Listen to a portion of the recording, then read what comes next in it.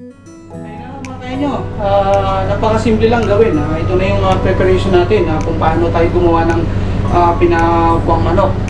Ito mga kainyo, panoorin nyo lang ito at napakadali po. Napakasimple lang. Una natin itong isang manok mga kainyo. Ayan po mga kainyo, binabad ko na. Ayan na mga kainyo, nailagay na natin yung dalawang manok sa lalagyan natin sa paglulutuan. Ngayon, isusunod natin mga kainyo.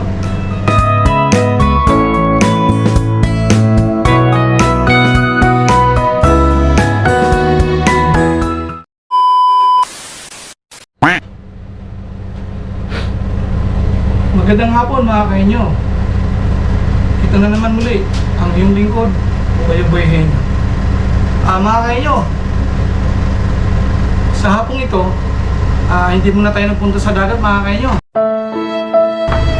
Dahil grabe sobrang init mga kainyo. Hindi kaya ng powers ko mga kainyo.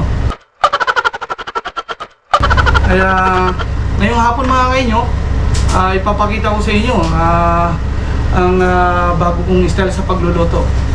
Ito po ay style ko lamang po mga kainyo. Kung gusto nyo pong gayahin, ay nasa sa inyo na po yan mga kainyo.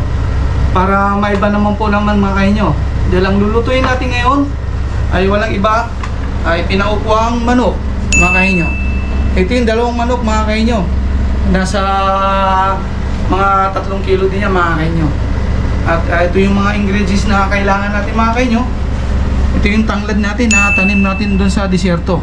Siyempre, nag-harvest na ako kahapon mga kainyo. Kaysa bibili pa tayo, makakatipid na tayo niyan, di ba? Sibuyas.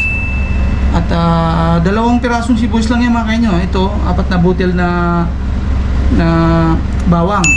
At pinaka-special natin mga kainyo para lalong sumasarap ang ating pinaupang manok ay nilagyan natin ng celery mga kainyo. Alam niyo ba mga kainyo, ang celery maganda po sa kalusugan yan. At yan alam natin na ginagamit sa pansit. Pero ang gagawin ko mga kainyo, igagamit natin sa pinaupang manok. Lalong mas masarap mga kainyo pag ginawa nyo yan. At syempre mga kainyo, nilagyan natin ng magic sarap. Ika nga, masarap na, lalong pinasarap pa. O diba?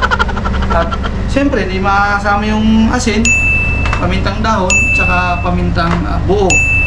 At syempre mga kainyo, para mas masarap, ika nga, sinama na natin ang 7-up.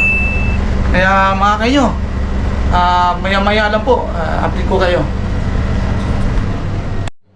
Ayun na mga kayo, napakasimple lang gawin. Ito na yung preparation natin kung paano tayo gumawa ng pinakuang manok. Ito mga kayo, panoorin nyo lang ito at napakadali po. Napakasimple lang. Una natin itong isang manok mga kayo. Ayan po mga kainyo, binabad ko na sa tubig ito para lalong lumambot. Unang ilalagay natin mga kainyo, yung tanglad sa loob ng ng manok para lalong masarap. Tapos 2 butil na bawang. Ang sibuyas na ginagamitin, 2 piraso din na mga kainyo. Bali 1 sibuyas lang ang gagamitin natin mga kainyo. Ayan. Tapos pag nailagay na natin mga kainyo, siyempre, lagyan natin ng celery mga kainyo sa loob ng manok mga kainyo. Nasa inyo na po yan kung gaano karami po ilalagay nyo sa loob ng manok mga kainyo. Kansahin nyo lang. Dahil kapag dinamihan din naman, hindi na rin maganda. Pagkatapos mga kainyo, lagyan natin ng asin. Kunti lang. Tapos, yung buong katawan niya,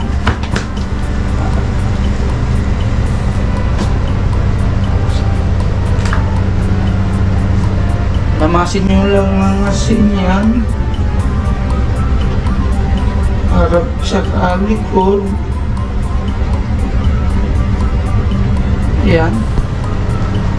Tapos syempre mga kainyo, lagyan natin ng magic sarap.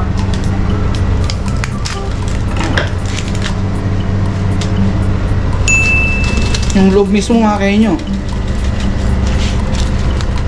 Yan. Pag nalagyan nyo na, lagyan din natin ng kunting sibuyas sa mga paligid nito mga kainyo.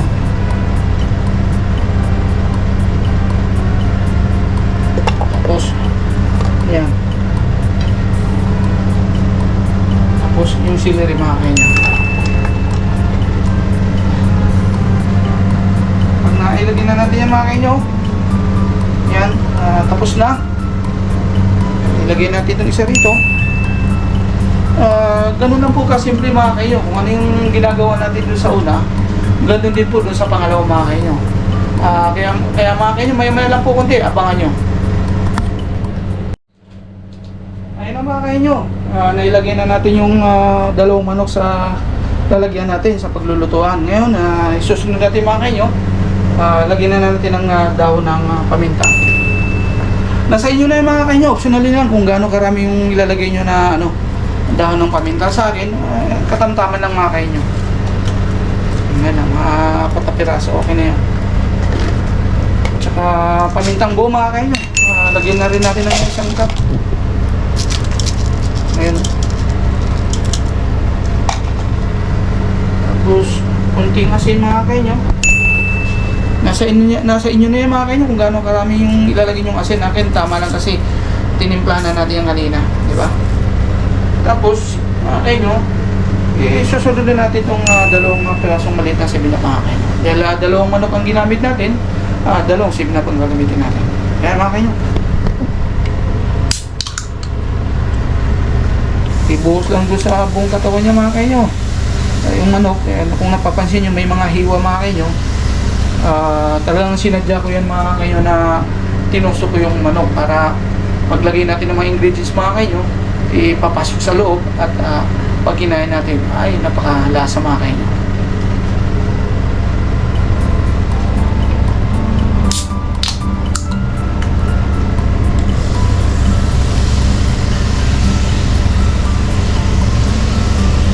Mas mga nyo, ilagyan na natin ng maging sarap.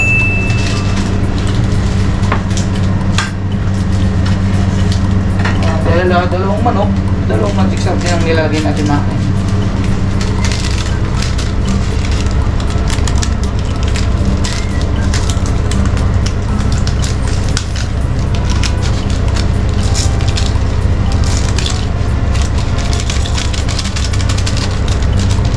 Ayun na mga kayo, isasalang na natin.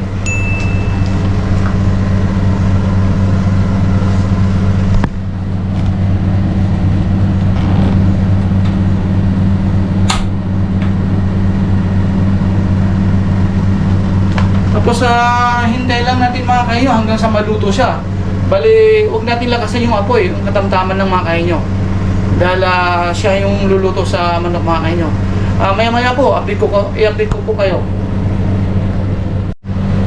Ayun na mga kayo, pagkalipas ng isang oras, sa wakas, luto na mga kayo. Ito yun yun Kaya mga kayo, yan ang sinasabi ko palagi kayo na kapag naubos na yung katas niya sa pagpapakulo, kaya mahina lang yung apoy para maluto talaga siya ng gusto mga kayo. Isang oras yan ano pang gagawin natin mga kayo? Titikman natin kung talaga ba'y masarap.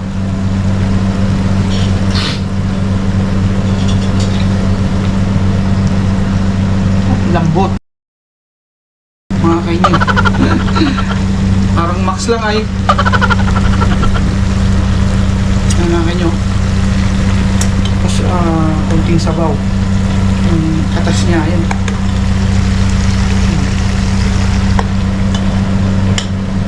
Kasi mga kayo, mapapansin natin sa manok, lagi na lang prito, tinula, inihaw. Eto, kakaiba to mga kayo. Ginagawa ko na to sa Pilipinas. Kaya hanggang ngayon, dala ko pa rito sa Dubai, UAE mga kayo. Ito naman, tingnan na natin. Ang dahil pang sinasabi. Titikman lang din naman. Ito, lambot. Halos may hiwalay na sa buto mga kayo.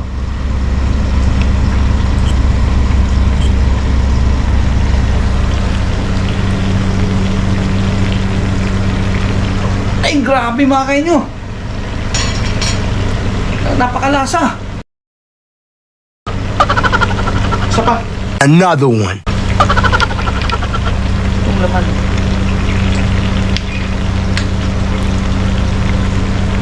Kain po tayo mga kainyo. Ito na po yung pinaupuang manok ala Uyuboy style.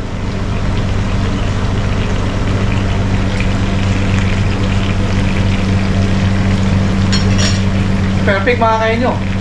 Ang lambot ng laman at lasang-lasa. Kaya mga kainyo, ano pang hihintayin natin? Upakan na natin yan.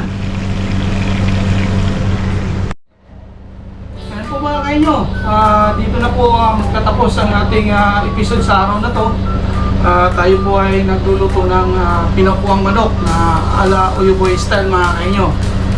Dahil nga po hindi tayo nakapunta sa dagat dahil grabe po ang init ngayon dito sa Dubai UAE mga kainyo. Kaya ito lang muna po ang ating ginagawa ngayong hapon nito. Kaya mga kainyo, abangan nyo ang ating susunod na episode na gagawin natin mga kainyo. At mga kainyo, maraming pong salamat sa mga nanonood at manonood pa. Lagi ko pong sinasabi na kahit saan man tayo sa sulok ng mundo mga kainyo, tayo naman po ay mag-iingat at nag-iiwan sa inyo ng God bless.